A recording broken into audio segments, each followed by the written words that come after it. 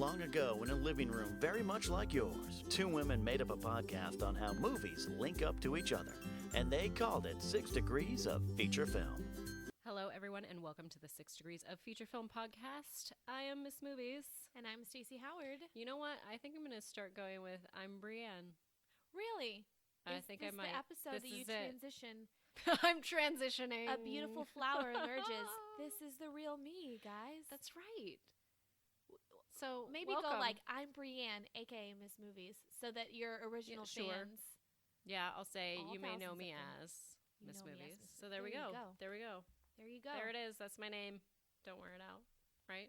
Brienne, I'll sing a song with your name. I like it. I like it. I'm excited for this. Me too. New beginnings. You know, because I saw that there's another Miss Movies on YouTube. Oh, I saw that. So I'm like, you know what? More people can be Miss Movies. It's all right. I'm okay with it. Yeah. Got to support people, right? That's right. Support women. Yes. Supporting women in film. Let's do this. Hashtag feminism. So hashtag he for she. This is the original Miss Movies. Right. We'll go with that for now. The OG. The OG. OG. All right, ladies and gentlemen. Today, our feature film is one that I have loved ever since 2004. Ever since April 30th of 2004, I have loved this film. I saw it in theaters probably a few times. And that movie is Mean Girls. Whoa. So there it is. That is what we are starting with today. And why did we choose Mean Girls? Because it is the beginning of October, and we just had the National Mean Girls Day. It's October 3rd. That's right. On October 3rd, you asked me what day it was. It's October 3rd. Now, here's the thing. When did that happen? When did that start? I think it just started as a joke from the movie is it's October 3rd. And then people would tweet stuff like, it's October 3rd. It started when, like, social media became bigger, and especially Twitter. And now it's just, it's Mean Girls Day is October 3rd. And it's now this inside joke. And also, can I just mention, the White House tweeted something like with Obama's dog, and it had a little tennis ball in his mouth, and it said, "Stop trying to make fetch happen." And I was like, holy shit, you guys. The White House tweeted a Mean Girls joke. Like, that's epic. This movie is now a classic comedy if the White House weighs in on it. Wow. Now, I wonder, it's like, who is the person responsible for that? Because that is amazing. It's pretty great. I want to shake their hand. I know Obama probably did not do it himself. However, Prob's not. There are definitely people that are looking out for the rest of us that and like pop culture. I think there was also an October 3rd tweet from them. Not this year, but it was a few years ago.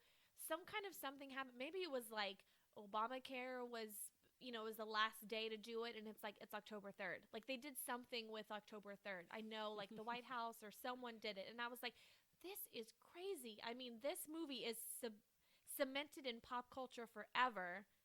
We know because it's great, but, like, huge world leaders are talking about it. Like, that's pretty insane. That's pretty great. That means it's a really good movie. It is. Yep. And here's what it's about. Katie Heron is a hit with the Plastics, the A-list girl clique at her new school, until she makes the mistake of falling for Aaron Samuels, the ex-boyfriend of Alpha Plastic, Regina George. Oh my gosh, that sounds so dramatic. This sounds like an action movie. Like, head-to-head, I mean, action stars going at it, but it's really like the jungle of high school. It is, and they do compare it to the jungle in certain parts of the film, which I appreciate. Brilliant scenes in the movie. And which all reflect back on her growing up in Africa. That's right. With the little birdies and the little monkeys. So this is Lindsay Lohan as Katie Heron, Rachel McAdams as Regina George, Lacey Chambert. Well, how would you say her last name? I have no idea. Schubert? Schumbert. Oh, Sherbert. Sure. I kind of just want some sherbet now. Just saying. As Gretchen Wieners, I'm saying the character's name. Amanda Seyfried as Karen something. I don't know. It doesn't matter. She's just Karen, Smith. The dumbest girl alive. Lizzie Kaplan as Janice. Jonathan Bennett as Aaron Samuels. Tina Fey as Ms. Norbury. And Tim Meadows as Mr. Duval. There are other people, too, like Amy Poehler. Amy Poehler plays not mom. A regular mom. She's a cool mom. Cool mom. And, yeah, some other people that I did not mention because there's a lot of people in this film. There are so many cameos, so many great, great small little parts that are very well done. And it's a brilliant film. It really is. It is. Tina Fey did the screenplay, which was based on the book by Rosalind Wiseman, which is actually not like a fictionalized story. It's like a nonfiction story, Queen Bees and Wannabes, and it's about like how to help your child, how to help your daughter get through middle school and high school, and it's like a how-to. Yeah, it's like one of those fake how-tos, like a No, but it's a real how-to. It's a but real the how-to, movie but- itself is fictionalized from that book. Right, because the book is a how-to, but it doesn't have a narrative to it. So Correct. Tina Fey actually signed on to do the film and wasn't aware that it wasn't like a narrative story. So she kind of was like, what did I get myself into? I signed on, I told the studio I would do it, and she's like, that's not a story. I gotta like make up a story. Right, with which this. is insane to me because how is she like not even looking over what it was I have before no she's idea. like, hey, cool, I'll do it. Yeah. Like what? Wait, there must have there was no moment where she picked up the story at all when she's like, I'm going into this meeting with Paramount, Which doesn't sound like her. She's a smart lady. You'd think she'd know. or someone would tell her. Yeah. Here's what I think happened. Because Google. Tina Fey had such a handle on that whole pop culture thing before anybody else did. Like, Paris and Lindsay and all those girls that were, like, partying and doing these, like, crazy things and the whole, like, teenage scenario. Like, she knew about all that and was making fun of it on SNL long before other people did. Right. And so I think she just had a handle on like teenage girls today and how ridiculous their world is. And Amy Poehler has the same thing where she, can understand young women and really speak to them and know what Right. they're going through without, trivializing it in some way.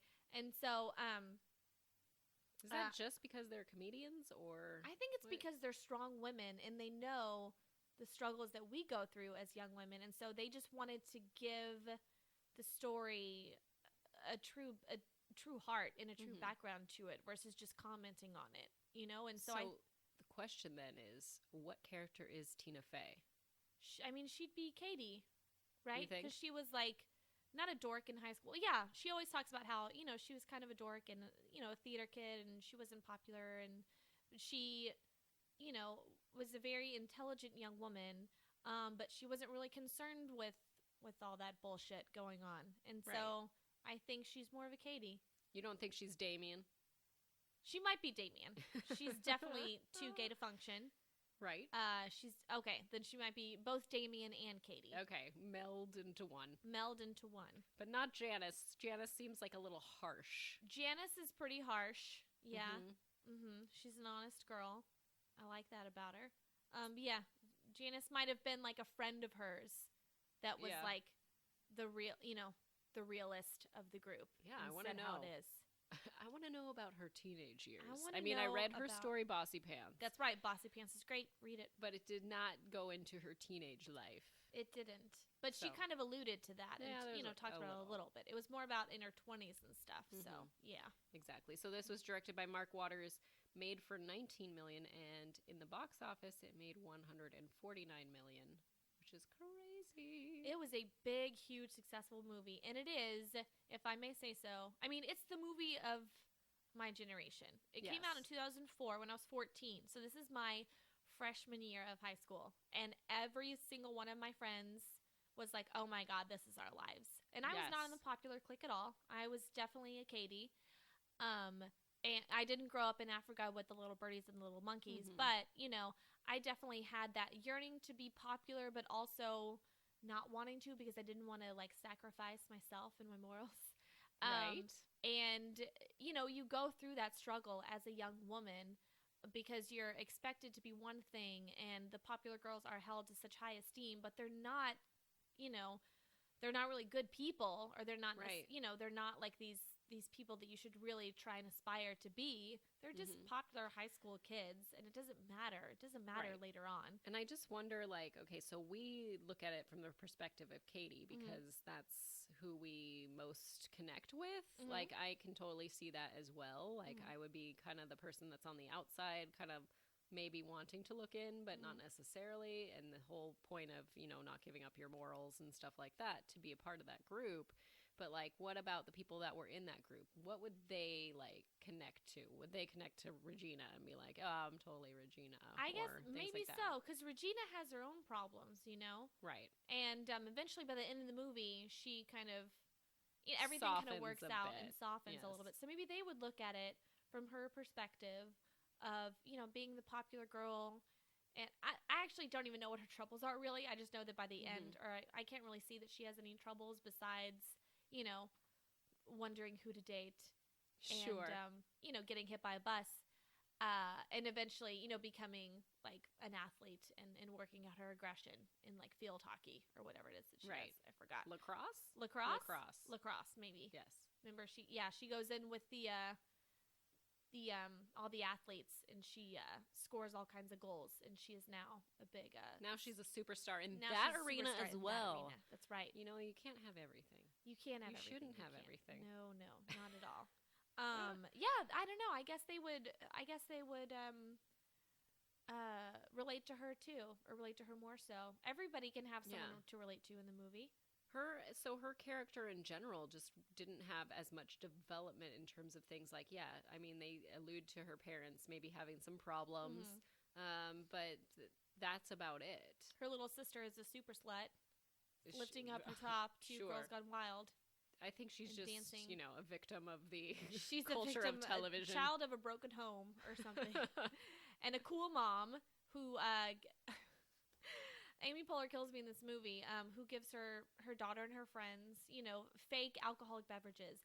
But if they want some, she'd rather them drink it in the house. Right. That's the kind of mom that they have, and that lets their daughter, Sure. Yeah, dress up in slutty Halloween costumes and dances along with them. Okay, let's show. talk about slutty Halloween costumes, because I was thinking about this recently, because I was like, gosh, Mean Girls is so correct in the, like, oh yeah, girls just dress, as slutty as possible. Halloween is the one night of the year where girls can dress like a total slut and no one can say anything. Exactly. And I'm so guilty of that because... But guilty of that more likely in the college years, rather than in high school years. Like, and I don't even remember what costumes I wore in high school, if I did wear any.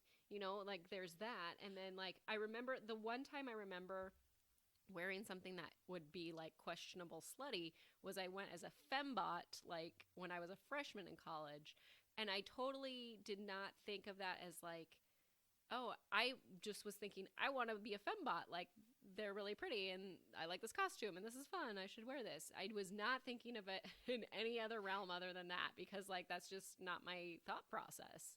Because I'm a nerdy girl. Like, that's just not who I am. I can say I definitely had my slutty Halloween years. Almost every single Halloween since the age of 18 has been a slutty Halloween year.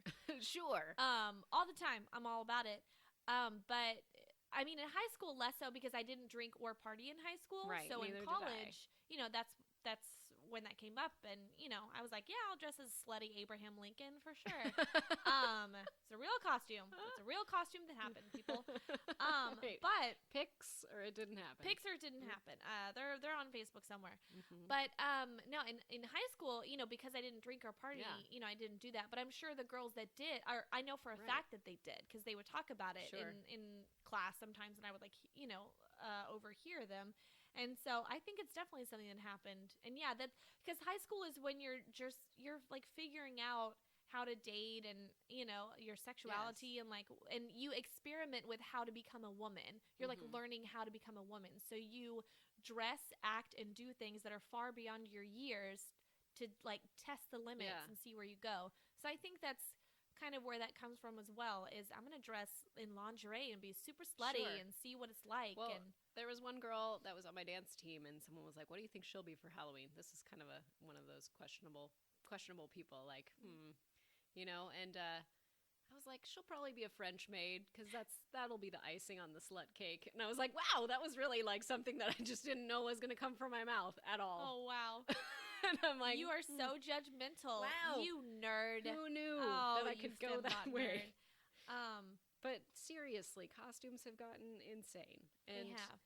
I was like, this year, this year I was like, oh, maybe I should be Wednesday Addams. I bought this costume off of like Zulily or whatever, and it was totally like plain. It's not in any way sexy or anything like that, and I got it, and it kind of like sucks as a costume in terms of like the material and stuff. I was like, this is just not like, it doesn't look right.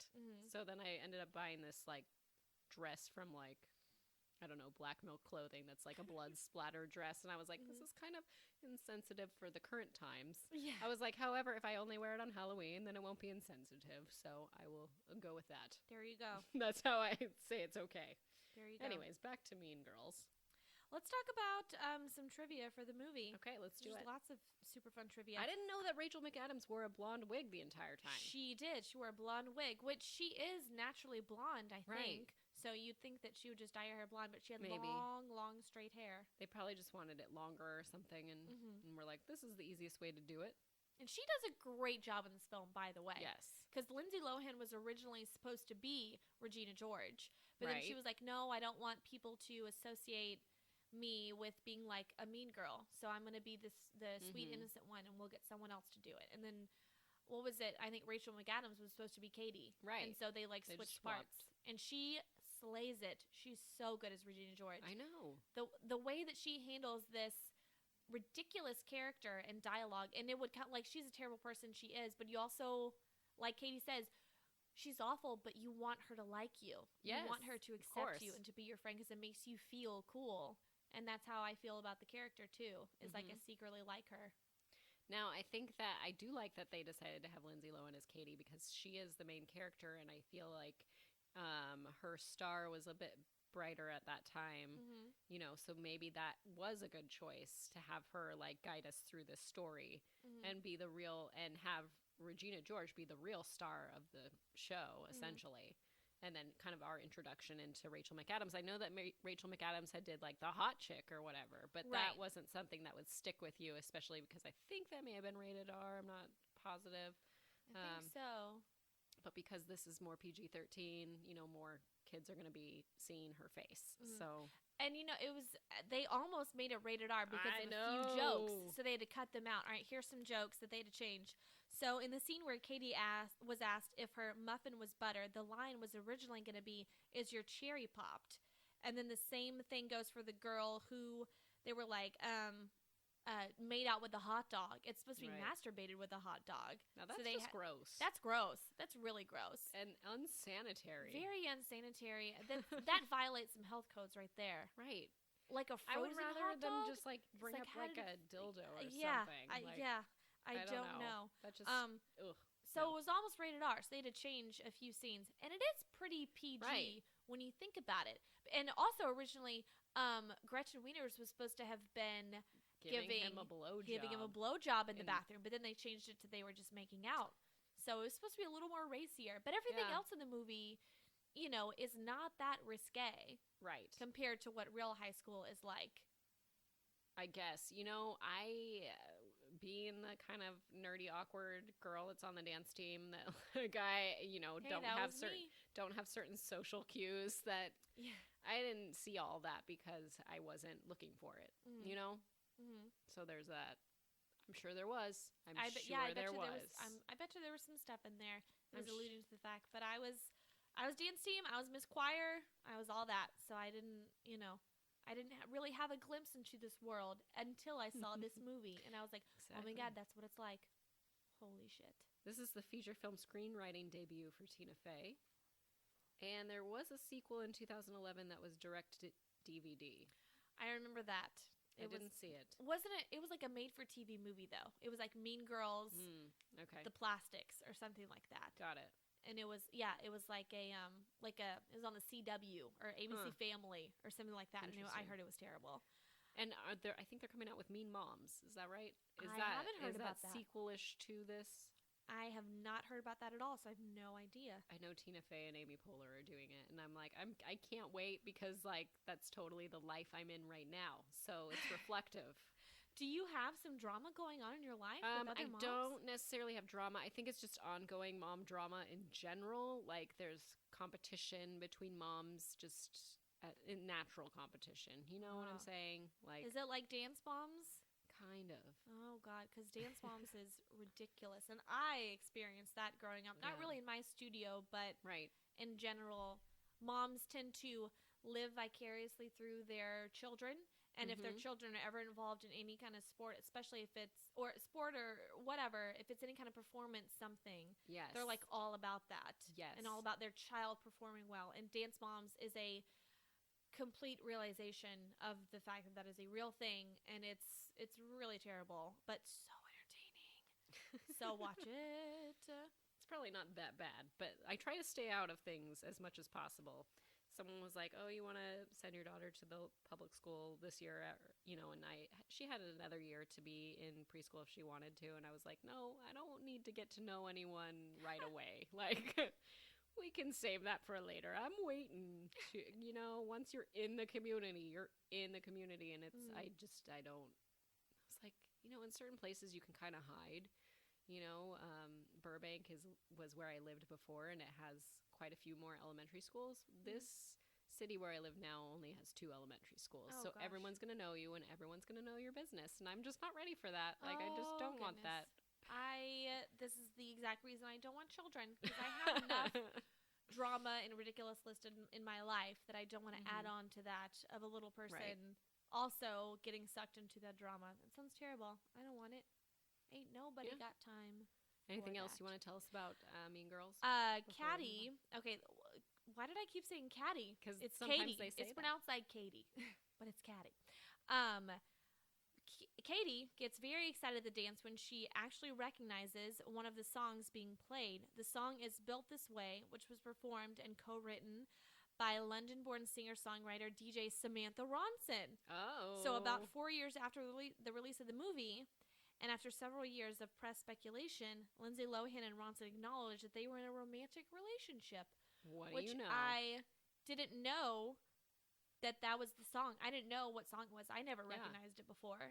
But it's Samantha Ronson, which is going to become her girlfriend 4 years later. That's Nice. pretty interesting. That is interesting. Yeah, that's a little trivia for you. Very good. Yeah, we don't even need to talk about favorite scenes because they're all amazing. Yes. They're all I love incredible. the talent show. Probably the talent one of my show favorites. is my fave. Yeah, when they're slapping their thighs, Mhm. and that movie or that moment shocked me. I was like, "Whoa, Oh, yeah. whoa!" Like just the reaction that the dad has. Ooh. I had because I was like, "That's a little much, guys." And this is the feature film debut of Amanda Seyfried. That's right. So. This is her first movie. Good for her. I know she does great in it. She's She so does. funny. I love when she She's puts so- the K on her chest and then it's Oh God, and turns backwards. around and it's backwards. Oh geez, that's so That was funny. amazing. I'm a mouse. Duh. She's so self-aware. She was another one that they were considering for Katie, but That's right. Lauren Michaels was like, "Nah, put her as the dumb No, blonde she's the girl." dumb blonde. She's the dumb one. There you go. She'll do great. That's kind of insulting if you think about it, but Yeah. to be that, like, if I was Amanda and a producer was like, "Nah, you're the dumb one. You'll do great," I'd be like, "Oh, well, thanks, guy. Thanks a lot." You're gonna kill it. Yeah. All right, so from this one, I went ahead and decided our link was going to be High School Cliques because we both selected films. It was originally just going to be like high school movies or movies that take place in high school, but both of our films have very like defined cliques in them. So Yes. High School Cliques is what we're going with here. Mhm. And so Stacey, I'm going to let you go ahead with your pick. So for mine, I picked one that it was very much the Mean Girls of its time. Yes, it is. It absolutely is. It is 1988's Heathers. Cult classic dark comedy. Here's the synopsis. In order to get out of the snobby clique that is destroying her good girl reputation, an intelligent teen teams up with a dark sociopath in a plot to kill the cool kids. Now, this movie is so dark. It is so dark. Way dark. Way Now, dark. When did you last watch it? I watched it probably like a year ago was the Okay. last time I saw Heathers. I didn't rewatch it because the movie in itself is fantastic, but I almost didn't really need to know, the whole, like, the beats of the film or the plots because really the spirit Right. of it is what I Stands remember. alone, yes. Yeah, stands alone. I just watched it the other day and I was like, oh man, I hadn't seen it since high school. I probably watched this in high school. I remember watching it with my friend Laurel because I remember she was putting a scrunchie in her hair at the exact moment in the very beginning opening scene when the character is putting a scrunchie in her the hair. red That's the scrunchie. first thing you see. And I was like, Whoa. this is insane. Some kind of supernatural thing is going on. So that I remember seeing it there with her, and then I saw it again just the other day, and holy moly, it is insanely dark. It is so dark. Let's say the word dark. Say dark again. Dark. That's just like Mean Girls. So yeah, no, it's ridiculous. So basically, it stars Winona Ryder, Christian Slater, Shannon Doherty, and a bunch of other great '80s people. Which a few of the leads I didn't really look up. One of them, the one that plays the main Heather Chandler. Yeah, Chandler. The queen bee of the school. She actually died in real life. So I know. She didn't really do a lot since Heather's. Did you see this trivia? I had this trivia that I pulled up. It says 2 stars of the movie died at an early age in ways which were eerily prophesized by the script. Yeah. Jeremy Applegate, which is Peter Dawson, whose character prays he will never committed suicide with a shotgun on the 23rd of March in 2000. And Kim Walker, who plays Heather Chandler, had the line, "Did you have a brain tumor for breakfast?" and died of a brain tumor March 6th, 2001. It's super scary. This movie's cursed. That is insane. Absolutely insane. Rest in peace. Rest in peace. Rip to the characters and rip to those actors because they were great in the film. But this movie goes on and all this death happens, but it's dealt with in such a weird, almost outer body experience separated way because so she becomes entangled in a relationship with Christian Slater's character, who he modeled his character after Jack Nicholson. Right. So he has this very weird way that he talks and this voice that he has, this inflection in his tone. Yeah, baby. Like he does this weird kind of speech pattern that he has. It's very Nicholson. And she falls in love with him. They become in a relationship, and he basically convinces her to kill her friend. Yeah. At first, she thinks that it's fake, but he really gives her friend poison in her morning coffee cup. She dies. Right. Now, in real life, I'm sorry. I just think about it in real life. Like, if she were to drink the drink that he gave her, there's no way that she would just drop dead like that. Yeah, that doesn't happen. It No. takes, at least several minutes. They'd probably, go to get her stomach pumped. Someone would be there.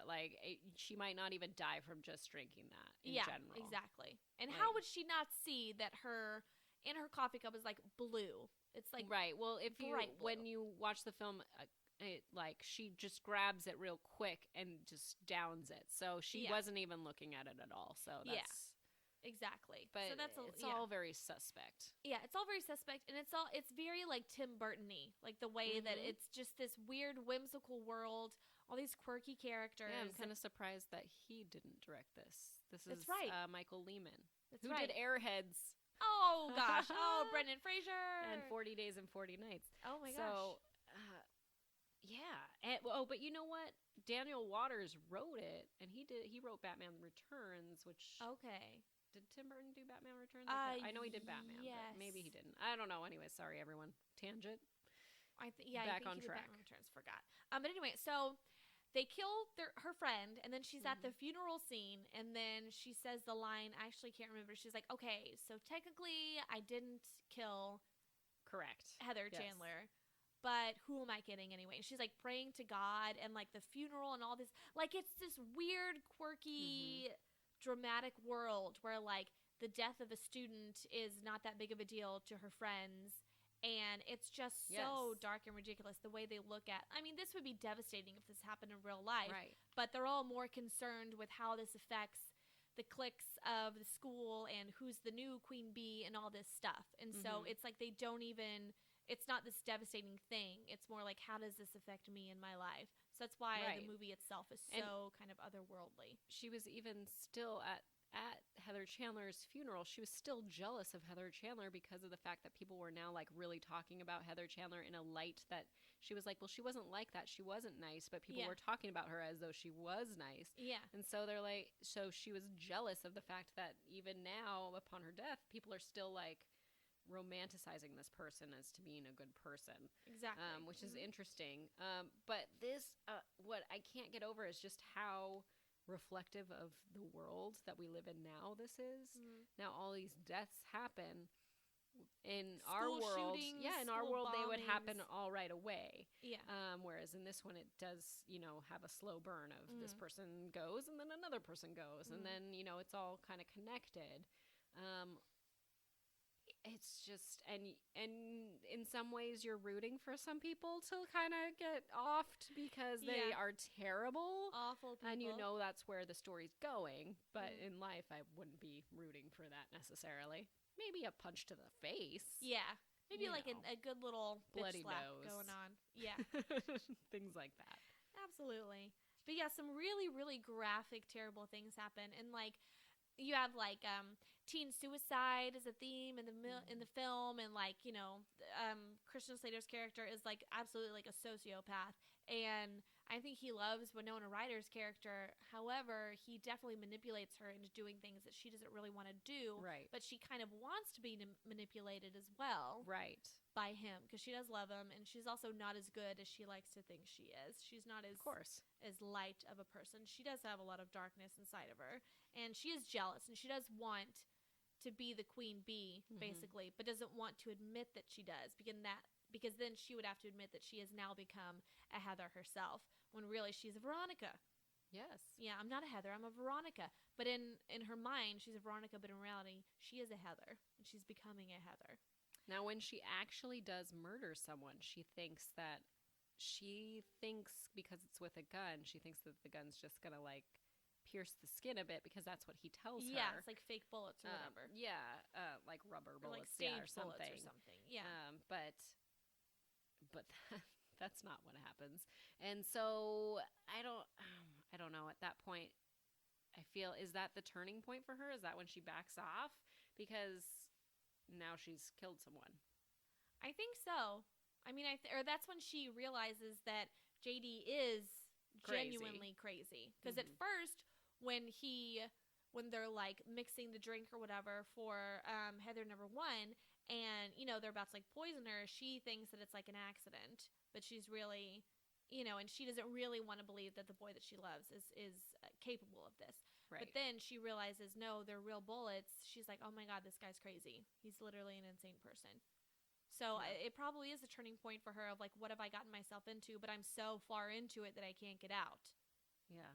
I don't know. Now, okay. I love Father Ripper because he is played by Glenn Shaddix, and who was also in Beetlejuice with Winona Ryder, and he plays like the designer of the house, and he comes in and he like changes everything, and so I really enjoyed him as the one that's in charge of all the funerals. I thought he did a good like job. That was cute. Okay, here's an interesting snidbit. So the ending was very different to what it was originally.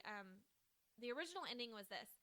The screenplay had a different ending in which Veronica kills JD by shooting him and then straps the bomb to herself, blowing up as JD does in the final ending.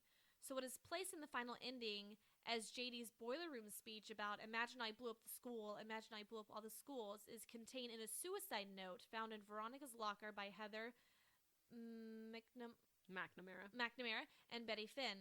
The movie ends with an eerie prom sequence set in heaven, tying into JD's assertion that the only place where everyone will truly get along is in heaven. So the prom begins with students dancing with their social cliques, then switching partners in odd pairings like metalheads dancing with Heathers, and one of the murdered jocks getting his prom picture taken with a tipped cow.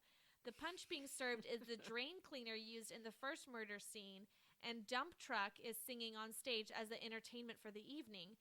This was intended to be shot, but the studio thought it was too dark for the target teenage crowd and opted for a lighter ending. So that would have been a fucked up ending. Yes. Like this weird, warped prom scene in heaven.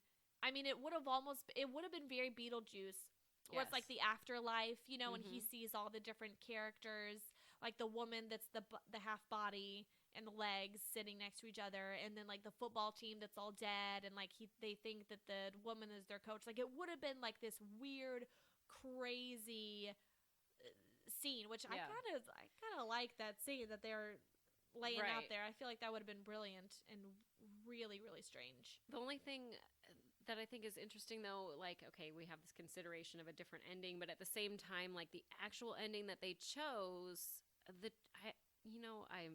don't know. I mean, I guess I could spoil it, but it's just, I don't see him conceding to her, like, in what his actions are.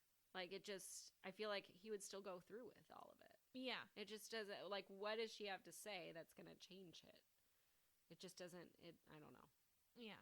I don't know. I'm trying to be as big as possible. Because he was the one that was manipulative the whole movie. Right. So you think that he would be the one that has control of his plans and everything. Yeah. I don't know. And it all comes back to kind of that beginning question that Heather Chandler, like, does some lunchtime, like, survey or whatever. And the question that she's asking people is, like, you won Publishers Clearinghouse, but then someone approaches you and is like, in 2 days, aliens are going to take over and everyone's going to die. What do you do with the money?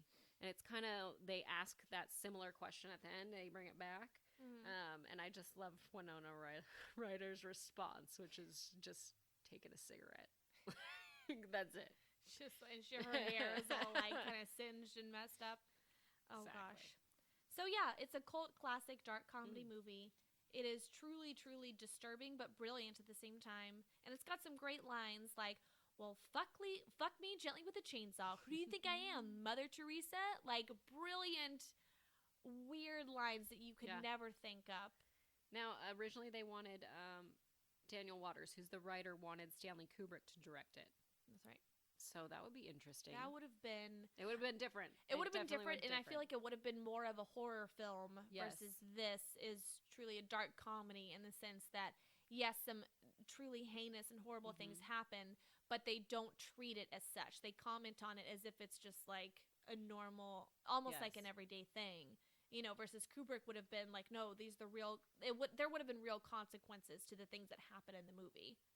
Right. And Brad Pitt was considered for Christian Slater's role, which I also like. And I love that Jennifer Connelly turned down the role of Veronica. I think she could have been really good in that part as well. She could have been, yeah. Those are I almost can't imagine the movie with them, though, because they said Brad Pitt was too nice for the role. That's what the producer said, was he's too nice for this role, because he did the read for it. Like, he did the read-through with the cast and everything. And then they were like, nah, he's too nice. But I can't picture him as it, because he's this gorgeous blonde guy. Of course, too gorgeous. Yeah, he's too sorry. gorgeous. Too gorgeous for it. But Christian Slater is so great, because Christian Slater is not necessarily the most handsome guy in the world, but he has this bad boy quality to him. And he definitely is pulling the Nicholson, with just being very charming and manipulative. And you just want to, you want to be the object of his affections. You want to be the girl that he is obsessed with, that he would die for and kill for. This was kind of the time when Christian Slater was really hot. This was his time. Cuffs and stuff, all that came out. Hard Rain, all very close together. Yeah. People are like, we got to get that kid. Got to get that kid. Put him in pictures. He'll be a great sociopath. So the high school clique that I chose, kind of 2 in 1, because it's one movie but it has 2 cliques. We have the Pink Ladies and the T-Birds in Grease, which came out June 16th, 1978. I don't know if I need to give the synopsis, but I will, just for any of those that are unfamiliar. Good girl Sandy and greaser Danny fell in love over the summer, but when they unexpectedly discover they're now in the same high school, will they be able to rekindle their romance? Can we actually pause for a second? I gotta go to the bathroom. Sorry. This stars Olivia Newton-John as Sandy, John Travolta as Danny, Stockard Channing as Rizzo, Jeff Conway as Kinnicky, and a few other people. I didn't want to list everyone because sometimes that just takes a while. It's a huge, huge ensemble cast, and everyone's singing and dancing. One of the people, Kelly Ward, who plays Putsy, he's the blonde T-Bird. He teaches or taught. I don't know if he still teaches at USC, so I took one of his classes. Cool. So that was fun. Nice. Yeah. Now, is he the one that's like, is that how long it takes? 15 minutes? Yep, that's the one? All right. I got it. He kind of ends up with Jan or something like that. Yeah. That's it. I think he ends with, yes. Yeah, I think he's with Jan. Good times. So, there it is. It's Grease. It needs no explanation. Grease is Grease. I mean, it's been seen by everyone in the world, and it's Grease. It is Grease. Grease is the word. It's the word. I know I watched it on like VHS, I'm sure, Me too, as with a my mom. kid. And then I just rewatched it. It was on in the background, I should say. I didn't like completely tune in, because like after you've seen a movie so many times, it's like, all right, I can just have it on in the background. I know what's going on. Yeah, while you're like doing the dishes or laundry or whatever. Yeah. What's your favorite scenes? My favorite scene has got to be the Born to Hen Jive dance montage. I like any of the dance stuff. Any of the dancing, because it's so well choreographed and well done. It has such a high energy to it.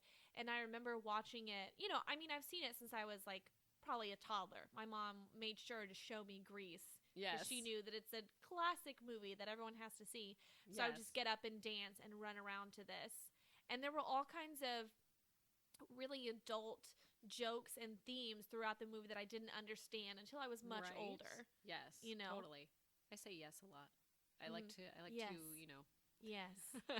like to agree. And then there's references to like old movies from the 50s. They tried to make it a very like happy, whimsical scenario. Like they wanted. Yes, I mean like there are some dark things in there too. There's some dark things. Like There's some pregnancy scares. Yeah, and the fact that they're gonna like just have sex with no condom because he bought it in 7th grade or whatever. Yeah, it doesn't work. Oh my gosh, I remember that because when I was little, I didn't know what he was talking about. I was like, "What is he? Like, what is he referencing? Like, what is this thing he has in his hand?" Like, I had no idea. And so there's some adult jokes in there and really adult themes. Definitely. And I just didn't understand it. Do you know what Rizzo's name is? Betty. Yes, My name is Betty. Good. I was like, someone asked me the other day, and I was like, I don't remember. But then she says it because she's like, call me by my real name. Yeah, and he's like, what is it? And he's like, Betty. They're doing it. They're doing the nasty in the car, guys. Yeah, in that sad, beat up car. In the sad beat up car. But even like when that guy backed into them, they still were like, all right, well, we'll still do this. Yeah, like, they were just like, yeah, it's fine. When they're necking it in the car. And all of them are so old. Like they're all like in their 30s. Yeah. And they're playing high schoolers. Yeah. This could probably have worked as a college film as well. Probably. Yeah, it could have been. But, all of them, because like greasers don't go to college. I guess. Everyone knows right. That. It could be a JC. They ain't smart enough. Yeah, it could be a junior college. We'll see you in summer school or whatever he says. Apparently, so Stockard Channing had revealed on some interview or something like that the hickeys that she has in the movie is real. And that Jeff Conway insisted on implying them himself. Oh, so God. What a creeper. Obviously. Oh, geez. There's something going on there. You know what, though? Because I didn't watch, this movie, obviously, when it came out, I wasn't alive.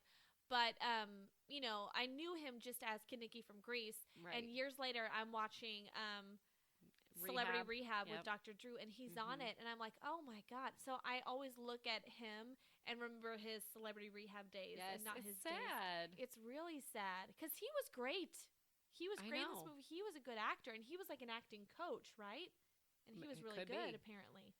I do like on Celebrity Rehab when he does do like a little tap dance on one of the days because it's like, oh yeah, you're like able to get out, like actually stand. He could like stand. He was just on so many pills. Right. He was so medicated that he couldn't do anything. And he brings it back to this movie as being the starting point of his addiction because of the fact that during Grease Lightning, he like fell and hurt his back, or someone dropped him and he hurt his back, and then he ended up on painkillers. And he was addicted to them. And therefore, doctors didn't know what they were doing back then. They were like, yeah, just take all this, it'll be fine. And they're like heavily addicted medication. So, which is sad, super sad, because he was a talent. Yeah, I mean, it still happens today. That still happens to people, but I feel bad for that whole situation, and let's to see be him sad on this podcast and talk about all the horrible things. Or let's talk about hey, Elvis Presley was offered a role which he declined to I did not take. know that.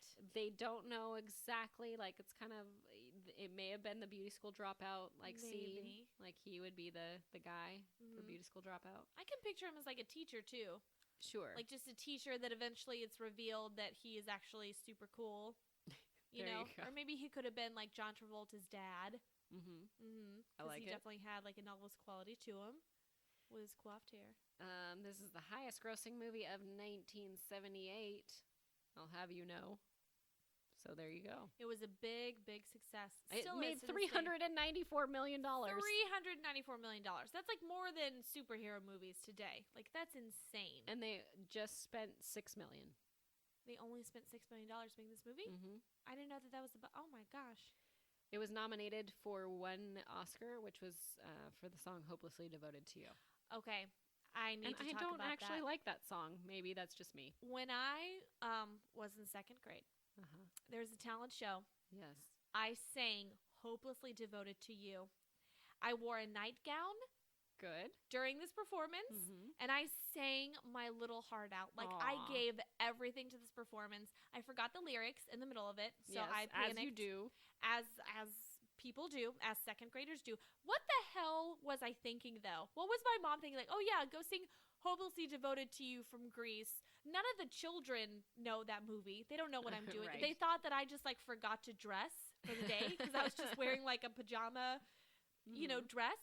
And they were just so weirded out. And I was like, no, it's from Grease. It's a classic musical. You guys don't understand the art of it. Like, oh, gosh. It was too much. It was too much for a little 2nd grade Stacy. But I loved the song. And I sang it. And I literally poured my heart out during this performance. I took it so, so seriously. And I sounded terrible. There's a video somewhere. And I sound so bad. I want to see it. Because it's too old of a song for a little 2nd grader. Like, it's like a ballad. Into a high pitch there, too. It gets really, really high. And, And that was added onto the film. That That's wasn't right. in the original. That's right. And they're like, we need something else here. Let's throw this in. Yeah, they need some. And she's, like, putting the How sheets is of it? paper in the pool. Yes. Like, it's so random. It's such a random scene. How is it that a lot of things that are like, let's just throw this in, like, become, like, the big things? Like, they did that with Little Mermaid, where it's like, we're going to take out part of this world. And they're like, no, you're not. No. But then it's like, that's like the favorite song. Yes. Other than Under the Sea. Well, of course. There you go. I did want to share with you a conspiracy theory that I saw online, which is kind of Please do. interesting. It said in the decades following the film's release, a conspiracy theory circulated that Sandy actually drowned, and the rest of the film is a near-death hallucination. Oh my god. Furthermore, the theorists claim that the famous flyaway ending is Sandy's ascent to heaven. Excuse me. So there it is. That is insane. That's That's crazier than some of the Harry Potter theories that keep popping up. There are all kinds of Harry Potter theories, like Snape is a vampire and all this BS. But that is one of the craziest movie theories that I've heard, and I can't believe it's for Grease. I mean, I feel like the ending was just, we don't know how to end this, so let's just do this. We don't know. Let's just drive a car into the sky. That's crazy. But it also kind of makes sense because why is it? I mean, I know it's a musical, but like, how is the car going into the sky, and what are you doing? Right. I feel like they almost wanted to make it like it's a stage play, and so they made it look like it was a stage, and they were like, oh yeah, the car's just gonna go kind of ascend a little bit, and like, I guess that's supposed to be the sky or heaven or something, because she's dead. She's a ghost. Now, here's the thing. I don't like the message of the film because I feel like the message is change for the person to like you. That's right. Which she has to become a little bad girl, slutty McSlut face. Yes. To get Danny to accept her, because he was too embarrassed. Right, but he has to change too. Well, he changes, but then she's like, no, you're kind of a pussy now. I want you better shape up. Because I need a man. We're going to get you back into that T-Bird outfit That's by right. the time this is over. Slip on that leather jacket, bucko, because we're both going bad. Like, yeah, I guess you can run track now, but listen, let's just go back to what we were doing before. That's also one of my favorite parts of the movie is when he tries to go good and do all the sports and he just beats everyone up and can't do anything but run track. Oh, that's classic. That's pretty classic. I'm like, did I have any jock boyfriends? I don't think I did. I didn't either. I mean, I didn't have any boyfriends in high school because I was a loser. But, no, I'm just kidding. No, I really didn't have any boyfriends in high school. But I mean, I didn't have boyfriends, but I went out with some people for like a month. I Every now and didn't even then. do that. I didn't go on my first date till I was like 18. So, yeah, there's Well, a little that's good. revelation about myself. But yeah, if I did date anybody, it would have been someone in like choir or theater or something like that. It would have never been like a jock. Yeah. Because I didn't like those guys because they weren't sensitive enough for me. They weren't like Brendan Fraser in Bedazzled, where he's sensitive on the beach. Back to episode 6. Back to episode 6, referencing another episode, which Miss Movies hasn't seen. Excuse me, Brienne, Yes. a.k.a. Miss Movies, hasn't seen Bedazzled. So everyone Yeah. tweeted her and tell her to watch Bedazzled.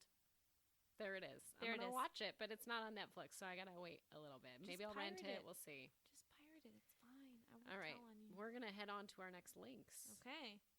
So I did Heathers as my high school clique movie. From that, I'm going to 2 dark comedies because it is a great Okay. dark comedy movie. So I Good. chose 2. The first one, Serial Mom.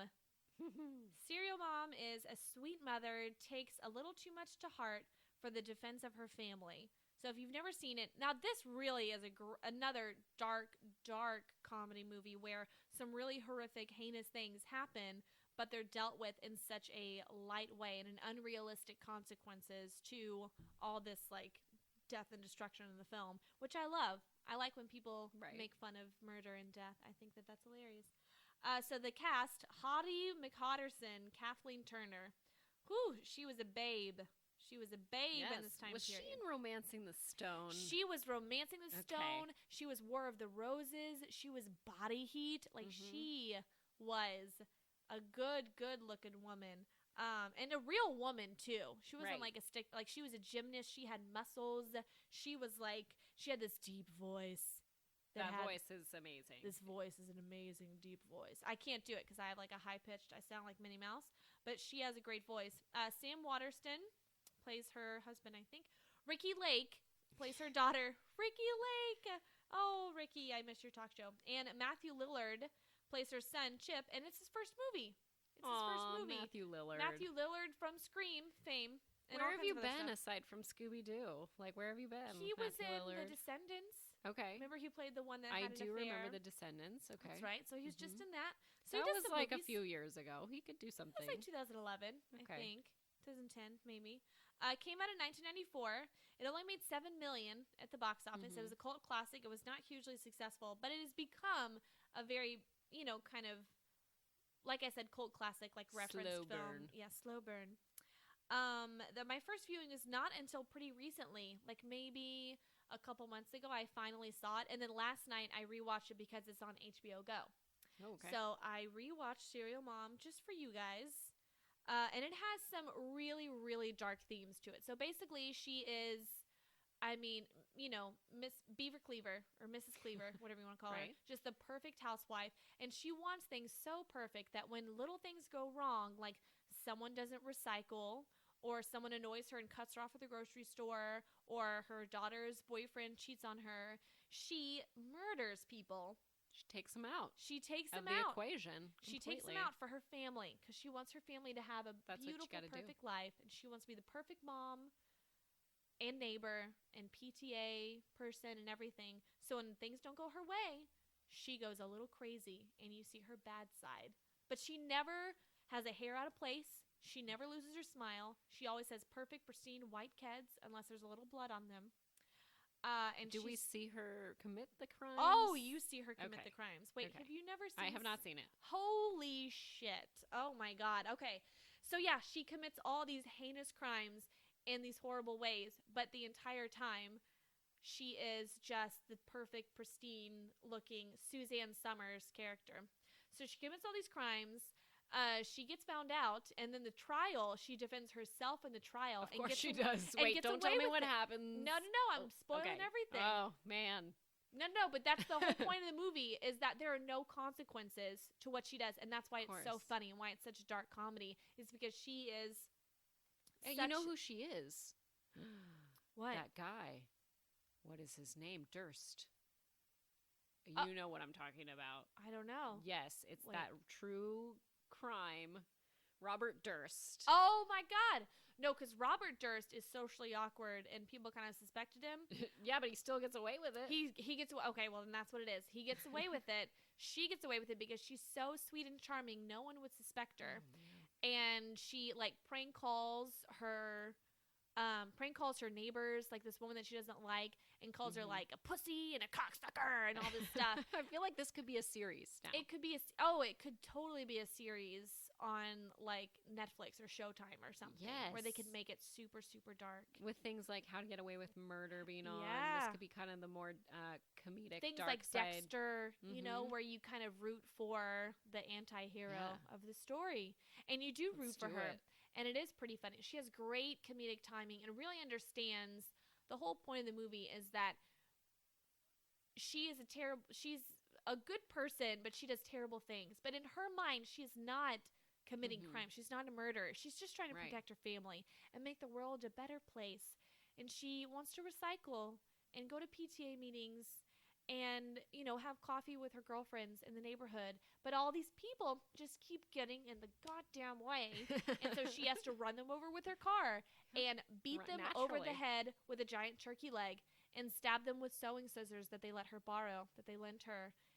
It's crazy. It's insane the things that happen. But it's so funny. And it's done in such a, like I said, this like unrealistic expectations way where you're like, I can't believe this is happening. And no one is like doing anything about it. And they're all such idiots and you don't even realize it's her. And it's just brilliant. It's brilliant, brilliant writing.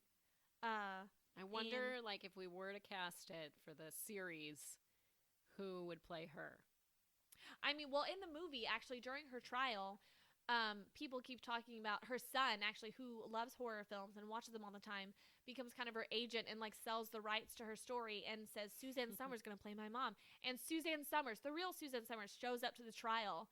Oh my gosh. To like this watch is amazing. It's so good. It's so good. And then she's like, I think that Beverly Sutphin is innocent of any crimes. I cannot wait to show her side of the story in my Lifetime movie or whatever. Like it's crazy. It's absolutely insane. And then she murders one of the jurors for wearing white shoes after Labor Day.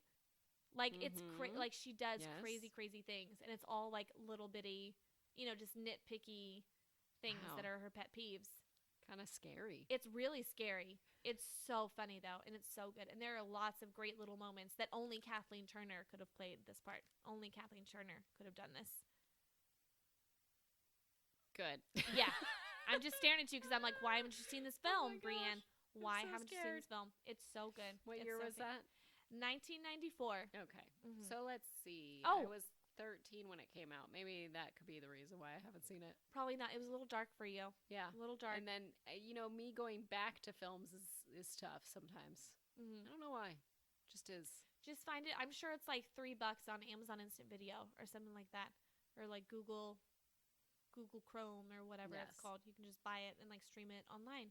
Oh, and also, so during within months of finishing shooting and prior to the film's release, the O.J. Simpson murder scandal became headline news. And that's also, you know, one where no one would suspect this, you know, great talented football player of these heinous crimes.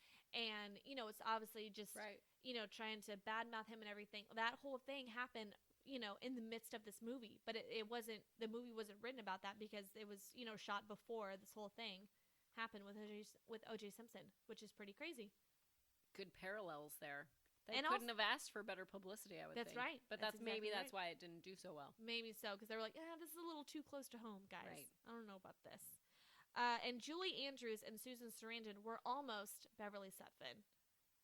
But then Julie Andrews would be interesting. she would have been so crazy to see her like murdering people on screen. I don't think I could handle that. My brain would explode. I don't know if I can handle Mary Maria. Poppins. I'm going into West Side Story. I know that's West Side Story, but really Maria what we meant to do. How do I solve a problem Like Maria? Or how do you? We know how you solve the problem. That's right. You Get a knife. That's right. You get a There knife, you go. slit their throat. Anyway, it's a very, very hilarious, dark look at how people are portrayed in the media, as well as, you know, you can't judge a book by its cover. You never know what your neighbors, what's going on behind closed doors. And it's just a really hysterical film that takes a very dark look at the whole suburban crime thing. that happens, and those weird like made for TV true life, biopics of these like crazy people that seem so normal, but in real life they snapped and they were absolute sociopaths. So yeah, check out Serial Mom. It's pretty great. It is. There you go. And then should I go into my next dark comedy? Let's do it. All right. I hope I've seen it. I'm crossing my fingers. I bet you have. My next dark comedy is one of my favorite comedies of all time. This movie, my parents showed it to me. It's absolutely hysterical. Drop Dead Gorgeous. Yes, I've seen it. Right. And not only do your dark comedies, they also have a theme of murder. Yes, because they also have not all dark comedies are murder. That's right. But that's right. Some dark comedies are more like a supernatural and all that stuff, but these are murder, like women murders.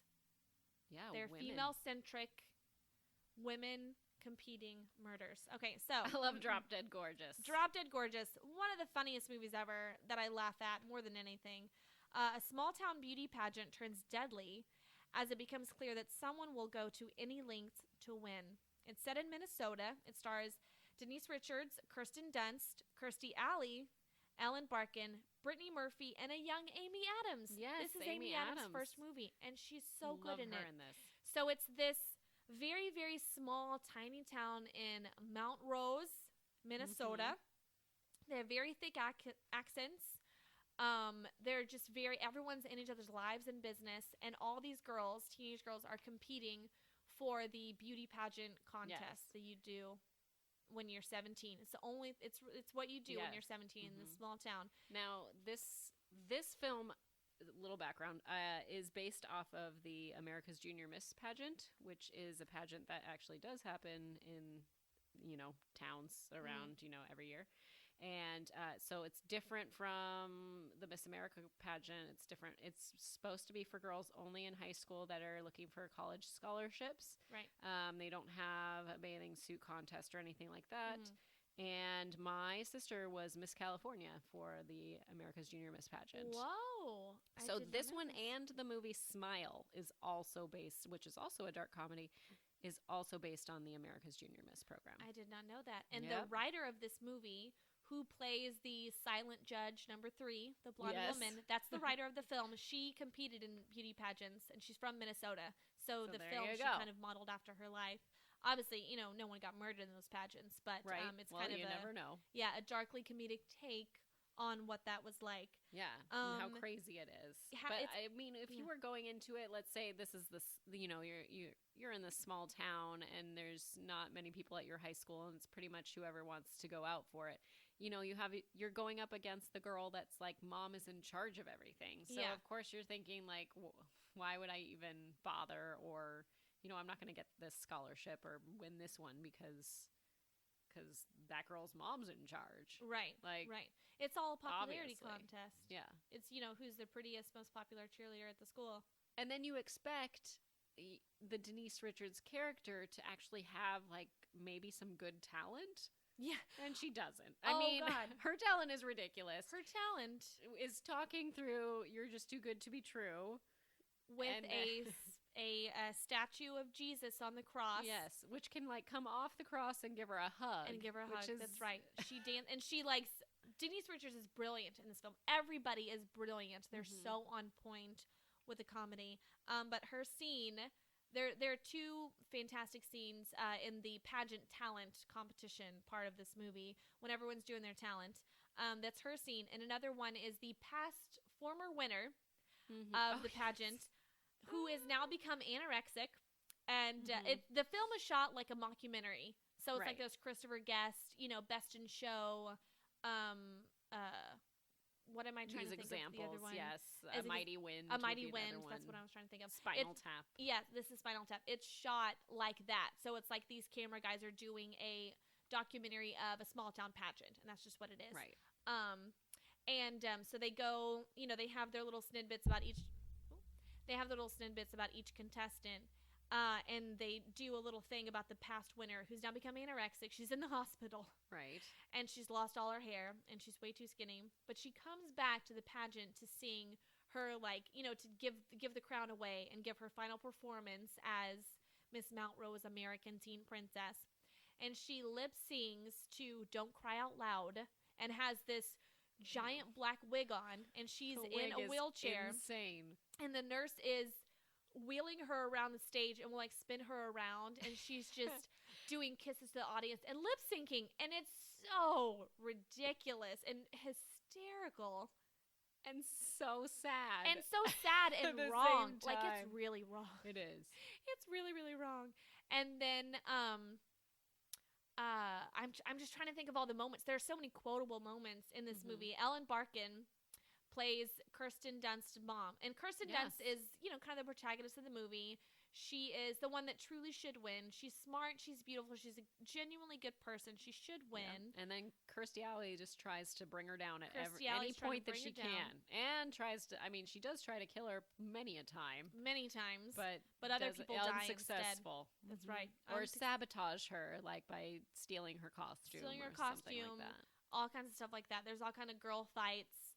And Kirstie Alley plays Denise Richards' mom, who was the past winner, back in the 70s or whatever. So she won back in the day. I love when she's trying to come up with the name of the pageant for that year. It's like, I Can. I Can. I don't even remember some of the others. They're all patriotic American themes. But throughout the film, there's so many lines, which I just kind of want to say them all because they're all hysterical. But Kirsten Dunst's character is, basically like a white trash girl from the town. She lives in a trailer park with her mom, and then the mom's friend is played by Allison Janney, who's hysterical in this movie as well. And they'll be shooting something, and they'll be like, Amber deserves to win. She's the most smartest. She's beautiful, and they have this thick accent.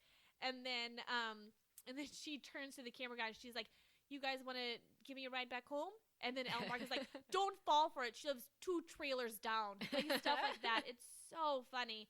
And then they have this scene where they have to do interviews. And then so they ask all the girls this kind of ridiculous question. And then they get to, because Kirstie Alley's character, I guess, kind of tries to sabotage Kirsten Dunst's character in this way. They go, name all the U.S. states in alphabetical order and spell them. So she's like, "Are you serious?" And then she goes, "Okay, Alaska, Alaska, and lists all the states. And then it's like 2.5 minutes later, West Virginia, West, and she knows all the states. And they're just like, "Ah, shit." So she really does deserve the win. She truly is brilliant and great. And so there's so many scenarios and scenes in the film and side characters. And there's a brother that's mentally challenged. And so during the interview scenes, the girl's like, "You guys know the tard's pants are like totally off, right?" And he's like masturbating in the corner. It is so insane. I could talk about this movie all day and go over just every funny scene, but the accents are hysterical, the one-liners.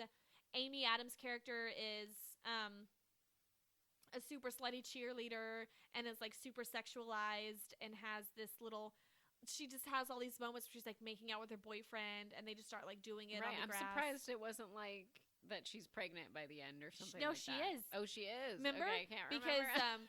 Because remember, they go, "So how are you feeling so far?" She's like, "Am I starting to show? It's been 2.5 months." "Oh, you mean about the pageant?" "Oh, yeah." No, I'm so excited. I guess yeah. I didn't pick up on that. I haven't told my boyfriend yet. Like, there's moments like that where you're like, "Oh, Jesus, this is really terrible." So it's so funny. But yeah, all these deaths happen. Girls start dying left and right. And I won't spoil what happens in the movie, which I keep spoiling movies all throughout this podcast. Whatever, I don't care. Because I just want to talk about it. I just want to talk about these movies that I love. But it's truly hysterical. It's one of the, in my opinion, one of the funniest movies ever made. And it's written by a woman. And it just has a great look at how we as women are so competitive with each other that we would do anything to win. There's very few men in this movie, too. Very few men. General. And all the men, there's like scumbags. There's like a judge that is like a molester. Yeah. And the dad is a scumbag. He's not allowed to be near them. The dad wasn't that bad. I don't think so, right? Yeah. The dad was just kind of an asshole. And remember he like grabbed the one judge's bottom. Oh. And I haven't watched it as recent, so I just remember him like showing them around the house and showing them their like globe that like opens up for the alcohol. There are very few minutes all about this crazy world of women. Obviously a over exaggerated version of what actually Right. happens. But the links we go to for these stupid, meaningless beauty pageants. Yeah. What's it all about, anyways? What's it all about? Scholarship. A scholarship. She's like, I'm going to get out of this town. I don't need to be doing funeral makeup anymore. Oh yeah, That's her she's job like in a the film. mortician or something. Yeah. She like puts makeup on dead people, and she's like practicing her tapping, and she's like putting makeup on a dead person, and it's so funny and morbid and gross. Okay, so some trivia. It's first film of Amy Adams. The movie makes multiple references to traditional Minnesota food. So any of you Midwesterners should know this. The Mount Rose High cafeteria serves lutefisk for lunch. They got Jell-O salad is served at a funeral. And then several scenes include people eating or offering bars, which is an essential dessert for Minnesota potlucks. So they talk about bars a lot, which that's not something that I know about. But it's kind of like casseroles, I think. Like you make the thing, right, like dessert, and you cut it into bars. Like a brownie. Like a brownie, kind of. But it's like different kinds of desserts. And so that's the thing they call it, is like bars. Lemon bars. A lemon bar, something like that. So yeah, that's Drop Dead Gorgeous. One of my favorite comedies of all time. It is hilarious. And I think, I just laugh every single time. Them sons of bitches.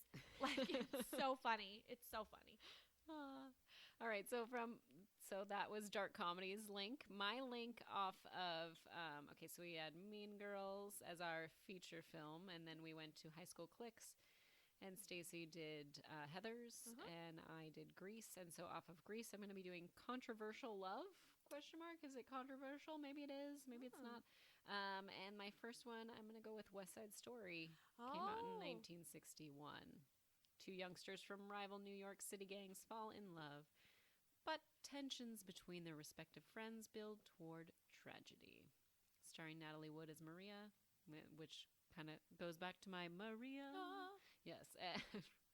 Richard Beymer as Tony, Russ Tamlin as Riff, Anita Moreno as Anita, and George Chikaris is how I'm going to say that, but I don't know if that's correct, and I'm sorry, as Bernardo. Directed by Jerome Robbins and Robert Wise, and written by Ernest Lehman and Arthur Laurentis. The budget was $6 million, which seems crazy high. Maybe this is adjusted for inflation. And the box office earned $44 million. It actually won 10 Oscars, which is the highest number a musical has ever won as of now. Probably will stick to that. I'm sure that will still be true. Best Picture, Best Supporting Actor for Bernardo, Best Supporting Actress for Anita, Best Director, Cinematography, Art Direction, Costume Design, Sound, Editing, and Score, but it was also nominated for Adapted Screenplay. Which is actually kind of rare that a musical won Best Picture. Yeah. Just because now you don't see that as much, because people don't always select the film that is an adaptation of something, because it was a stage production, and it's like, well, we're just doing the stage production, So I don't know if we necessarily see that as much anymore. Maybe did Chicago win Best Picture? I think so. Yeah, so that's probably the last one we've seen. My most recent viewing, I watched it in middle school. It was the first time I watched it, and then I don't know when I watched it last. I watched it. My mom showed it to me when I was younger, because I was actually in West Side Story. Oh, fun. I was in the, community theater production awesome of West Side Story. I played one of the Jet girls. I was Minnie. I didn't have any lines. I was just a dancer, really, and a singer.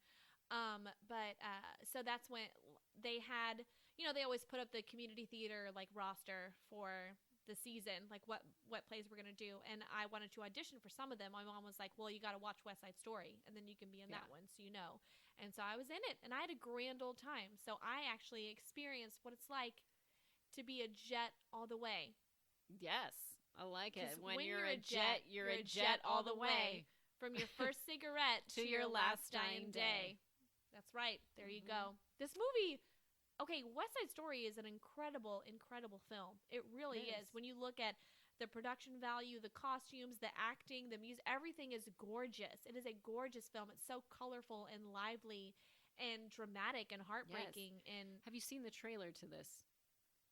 the trailer? Yes. Like to this this movie? No. You should look it up because it's very interesting. I remember watching it. I feel like I had the DVD and I was like, oh, I've never seen the trailer. I should watch it. And I watched it and I was just thinking like, trailers are so different now. Trailers back like in the day it gave used to away be nothing. Yeah. I would know nothing about that film going in aside from like seeing a few images. Really? And that's about it. Because trailers back in the day used to be like 5 minutes long. It was long and it was like a song pretty much. I mean, or like interludes of songs, but like it did not give any story points at all. There was nothing to that. And maybe people are like, oh yeah, it's that Broadway play. you know, like who knows? I don't know. Yeah. But originally for Tony, they wanted Elvis Presley. Oh my God. So there's Elvis again. Oh, he's that coming been up incredible. everywhere. It would have been incredible. I actually I would have enjoyed that. I wonder why he was like, not going to do it. Or what happened. I don't know. I don't know what happened. Because that would have, I mean, because he did all his, I mean, I love Elvis movies, don't get me wrong, you know, but they're all a little bit cheesy. Sure. You know, but this would have been like a very different, much more serious role for him. And it's much more, this is an Oscar winning movie. Like this wouldn't have been just his Elvis movies. Like those movies are cheesy, but they star Elvis, so it's okay. This would have been like, this is West Side Story, and then Elvis happens to be in it. You know what I mean? Right. It wouldn't have been so much of a showcase of him versus he needed to actually commit to the role and like change himself for it. So I don't know. That would have been interesting. They also wanted Audrey Hepburn as Maria, but she was pregnant at the time, or like, you know, newly pregnant. So she was like, oh, I can't do it. I'm a little busy right now. So that's where Natalie Wood came in. And I didn't even know until just reading, doing some research about this, that is not her singing voice. That is another person's singing voice. So it's dubbed by Marnie Nixon. Oh. So she was not happy with what they were providing for her in terms of dubbing the voice and doing all of the songs for the soundtrack that they were going to be releasing, and was ready to like cut it and be like, I'm out, like you need to find someone else. But then one of the Leonard Bernstein decided that he would give her a percentage of his income and of his royalties. And so she was like, all right, since you're going to give me like a really good amount, I'll continue to do this. So interesting. That's interesting. And you know what? Okay, so what's the name of the woman that plays Anita? She won an Oscar. Anita Marino. Anita Marino. Oh, her name's Anita. And she plays Anita. She's fantastic in this film. She is. I feel like she's like an iconic. That's an iconic performance right there. And she's a trained theater actor. I saw her recently on The View, like a few months ago. No, like she's still doing her thing. She and is. Because she did Last Tango in Paris, right? And she dated Marlon Brando. Oh, didn't know that. Oh, they had a steamy love affair for years and years. They dated off and on. Very tumultuous relationship apparently, but she was like, because he dated a lot of women back in the day, but she was talking about how, I know he had a lot of lady loves, but I know that he truly loved me. Like we really had a connection. And then like, I remember seeing her on an episode of The Nanny. She played like a gym teacher. She's and then everywhere. She had a reference to West Side Story. Like they did something. And she like made a reference to the film. Like she is so famous for this role, and to this day, people still know exactly who she is, and know, oh my God, she played Anita in West Side Story. She won an Oscar for it. Like she's incredible. She's an incredible performer. At the time, this was the biggest selling soundtrack album, and it was also the second highest grossing film of 1961, behind 101 Dalmatians. So there you go. The animated version? Yes. Oh my God. Wait, that did better than West Side Story? Well, you have to think about the audience there. Like, you gotta let kids, oh, this is cute. Maybe we'll take them a few times. Maybe, you know? Yeah, maybe. If we've got money. I got the money, honey. I don't know. I really do like, so you're partial to the Jets then? I'm partial to the Jets, yes. I think they're better dancers. Okay. They're much more like street gang. You know, and they're much more like, they got the whole, you know, they got the snaps going. That's the famous thing from West Side Story is like the snaps. The snapping. Yeah, the snapping. And they're just much more, almost like a ballet going on. But then, you know, for the mainly Sharks, about them. Yeah. I mean, if we're gonna break it down. Right. And then the Sharks are kind of secondary. You know, because Rick's a jet, or not really a jet, but he's, you know. Riff. Riff. Oh, did I say Rick? Yeah. Sorry. Riff is a jet, and or his friend's a jet, and he's partial to that, and so he's like the main guy. But then Maria isn't really a shark. She's Right. just the little She's sister, the of a sister. shark. Mhm. So it is kind of partial to the jets and their side of things. But for the shark side of it, for the Puerto Rican side, it's much more lively. It's much. Mhm. It has just more of an energy to it versus the jets are very they're kind of like slinky cats. They're kind of like walking around. cool. Yeah, they're cool. Stay cool, man. Yep, I like that Real one. Cool. That's one of my favorite dance sequences. Is cool. It's incredible. I mean, all of there's plenty of dance sequences in this particular movie that are my favorite, but cool, and the dance at the gym, like there's a lot. Because it was very different. Because It dance was. back then was very traditional, but then the whole Fosse thing happened, and then for this it was all these weird like modern moves they did. Right. And remember in the scene, like each of them has a little like freak out. Yeah. Like they dance, but then each of them has their own Easy little weird, action. Yeah, easy action. Stay cool. And then they Yeah. like start snapping again. Like everybody has their own weird little thing they do, but it's so strange. And they'll just like jump up and do all this crazy like movement. And I thought that was so, not pun intended, but cool. Like I thought that was awesome. During the production, they wore out 200 pairs of shoes, applied more than 100 pounds of makeup, and split 27 pairs of pants, and performed in 30 different recording sessions. Oh my gosh! Yikes! This That's movie a lot. Must have been a killer to work on. Like it must have been just so difficult, grueling hours, because it's so well done, and the dance sequences and like everything is so wonderful and put together and just so succinct. That it had to have taken so much effort from everyone involved. Here's a little fun trivia for you. During the prologue, the Jets take a basketball from two kids and play with it. Before they walk away, Riff throws it back to one of the kids. That kid is Christopher Culkin, who is the father of the Culkin brothers. Whoa. I did That not is know Macaulay Culkin's and dad. I didn't know that he was in the industry before his I didn't sons either. were. That's why he's such a crazy ass. Yes. That's right. Because, because he's such a stage parent, because he is a performer himself. So That's he's right. insane. And now, It is insane. yeah, because he was a crazy, crazy hard ass, right? And he took all Macaulay Culkin's money, apparently. And he had to sue him. Well, he was not technically 18, so I don't really know how that works. So There was a new law created because of that. Oh, Just I'm saying. sure. Oh, yeah. Well, he's a jet then. Oh, my gosh. That's so crazy. Well, not technically. Not technically. I mean, he wasn't part of the gang, but he's a Right. white guy. So Yes. the jets are therefore, white. by default, you're a jet. Yeah, by default, you're a jet, for sure. And my second film, controversial love, Beauty and the Beast, Oh, my gosh. from 1991, Oh, which they are going to be coming out with their next installment, which I'm excited for. I'm so excited for that. So, if you don't know, it's about Belle, whose father's imprisoned by the Beast, and she offers herself instead, unaware her captor, to be an enchanted prince. Well, she kind of is a little hip to the fact that it's enchanted, obviously, but, she doesn't know what the terms are, I should say. She doesn't know why he became this way. Exactly. Can we just talk about, I've always been confused by Beauty and the Beast. Oh, are you talking about the that- universe now? Yes. Yeah, I'm talking about the rules of the universe and what happens. I tend to do this. have something. I do have something to say about that because I did write something down. It was something about. So the prologue states that the rose will bloom until the prince is 21. Mm-hmm. Later in Be Our Guest, Lumiere sings, 10 years we've been resting. So if the castle has been enchanted for 10 years and the prince is now 21 because it's starting to wilt, then the prince was 11 years old at the time he encountered the enchantress. Now, I personally believe, and this is just a personal belief, is that once it happened, they froze in time. Everything froze in time. So he's still the same age, and maybe time works differently in terms of how long it's going to take that rose to wilt or whatever.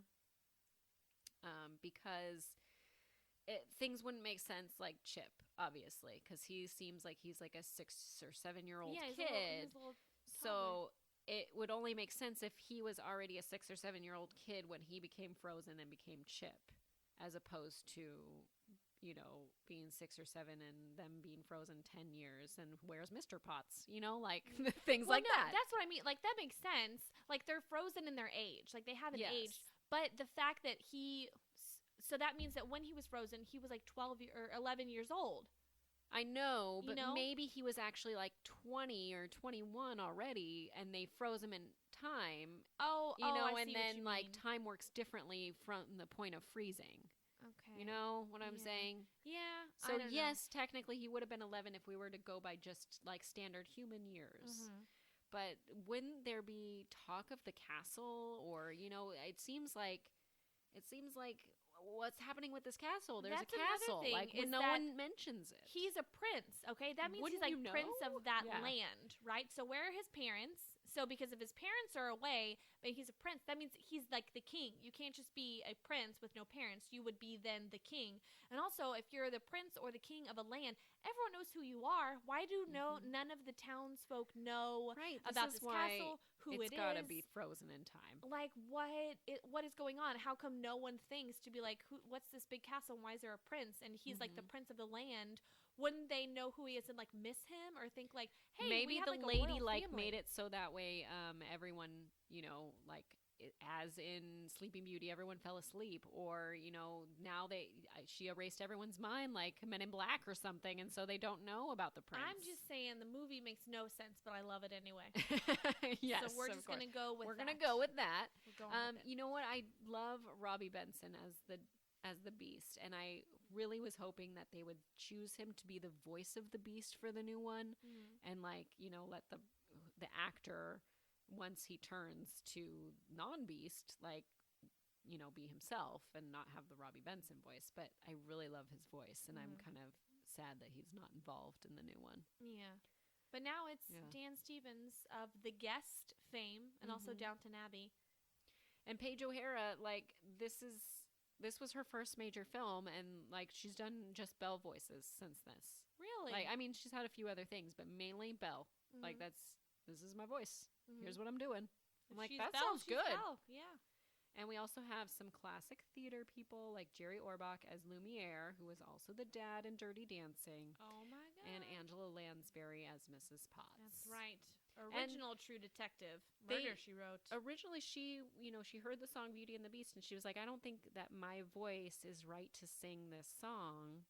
Why don't you do it with another character or something like that? And so they're like, how about this? How about we just record once with you, and we'll record with someone else, and then whatever sounds best we'll use. And she's like, all right. So she just did it once. Oh my gosh. And then they were like, that's it. And that's the one that won the Oscar. Yeah, and it's so famous. That's what you what? think. Beauty and the Beast, which her like older, kind of scratchy, but still lovely voice.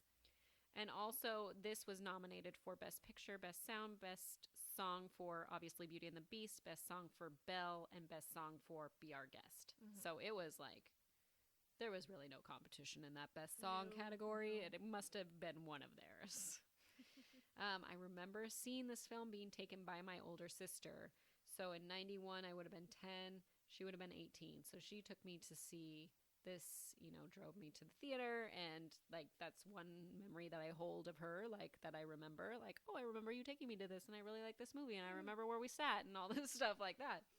And I recently saw it maybe a year ago, maybe less, because my daughter was interested in it. She had seen the characters maybe at Disneyland or something and was like, what's that, character? I want to know more about that character. And so then I ended up buying the movie and showing it to her, and she really liked it. Obviously, there's some scary parts, like the Beast. She was a little afraid of at first. And I was like, he's going to be good. It's okay. He's going to be nice. And she was like, all right. And a little bit scared of when they take the dad to the asylum, because that is kind of scary. Yeah. I love the character of Gaston. He's one of my favorites. Oh, Gaston. And there is a great video on YouTube where it's like some guy challenges Gaston to a push-up contest at Disney World, because they don't have Gaston over here at Disneyland. He's only at Disney World. And so they're doing the push-up contest, and at some point the guy that's Gaston like goes into, this is all great and everything, but I think I'm gonna have to switch it up a bit, and then he goes into one-handed push-ups. Oh my It is gosh. amazing. Oh, It is wow. the best thing I've seen.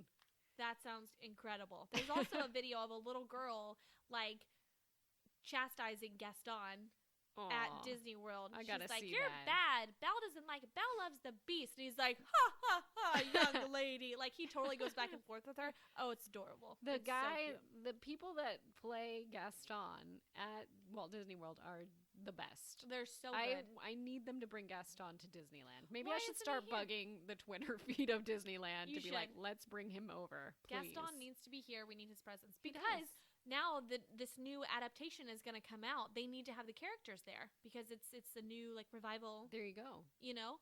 It's hard though because those are going to be face characters, and so they don't always do the face characters. You know what I'm saying? Yeah. Like real characters. Mm-hmm. Yeah. I But they gotcha. should. They should still do it. Rupert Everett auditioned for Gaston and was told by the directors that he didn't sound arrogant enough. So Oh. he remembered that when he voiced when he voiced Prince Charming in Shrek 2. So he made some Yes. adjustments. Hmm.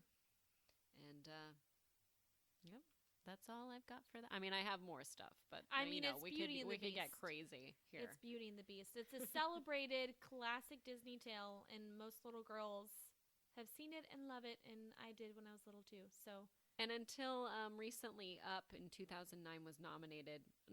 It was, made in 2009, released in 2009, nominated in 2010 for Best Picture. But nothing had happened between that time, between whenever this came out in 91 to 2010. No other animated features had been nominated for Best Picture. really, So, a little Oh, drought wow. there. nice. But nice little maybe- desert of animated. And now they have the category of Best Animated Feature Film, so maybe they've made that adjustment now, so that way they can have animated feature films. But I guess an animated film could still be up for Best Picture even if it's in the animated category. Yeah. That would still make sense to me. It does. But I'm super Yeah. pumped for the new movie then too, because the I casting know. is incredible. Emma Watson, come on, is Belle perfect? Here's what I heard: didn't the schmoes like see some moments of it, like a little piece of it at like Of the new one? of the new one, and they were like, it actually looks just like the movie, like everything they set up. Oh, I the think they did at like frames of the D23. movie. Yeah, maybe. that actually saw it. So So now we're looking at our movie link tweets because we're at the end of it. You know what? Let me run down our stuff before we do movie link tweets. But we started with Mean Girls. That's our feature film. Then we went to High School Cliques. Stacy did Heathers. I did some other film named Grease with the T-Birds and the Pink Ladies. From there, I linked off into Controversial Love, which I did West Side Story as well as Beauty and the Beast. And Stacy linked to From Heathers, I did dark comedies, and I did Serial Bomb and Drop Dead Gorgeous. Yes. And so now we are we take our first link, which is High School Cliques, and we tweet it out and say, what are your favorite high school cliques in film? So we have this is from Twitter. Jim Leah said Heathers. Tyler Myers said The Plastics, Mean Girls. Allison in Zombieland said The Pink Ladies. Colby Bean said either Biff's Gang or the T-Birds, and Biff is in from Back to the Future. Travis Fazekas said The Plastics. Joey Bean said The Breakfast Club by the End, because they are their own clique, I guess. And then Mike Cole said The Cobra Kai. So there you go. Thank you, Twitterverse people. Yes, thank you. For lending your voice. And now we come to the part of our show where we ask, would Mean Girls be better with Rocky in it? Oh gosh. Oh my But gosh. what part would he play? Maybe he'd play Katie because he's What the about the underdog. principal? He'd be Oh. the principal. He might be the principal. I didn't leave the South Side for this. Oh hell no! I will keep you here all night. You can't keep him as far. I will keep you here till 4. I'm Yes. working on it, guys. I'm working on it. We're getting good. My carpal tunnel came back. Yo, Mr. Tiger, my carpal tunnel came back. I have a sister. She named him Anthony. Anthony. What is that? What's that?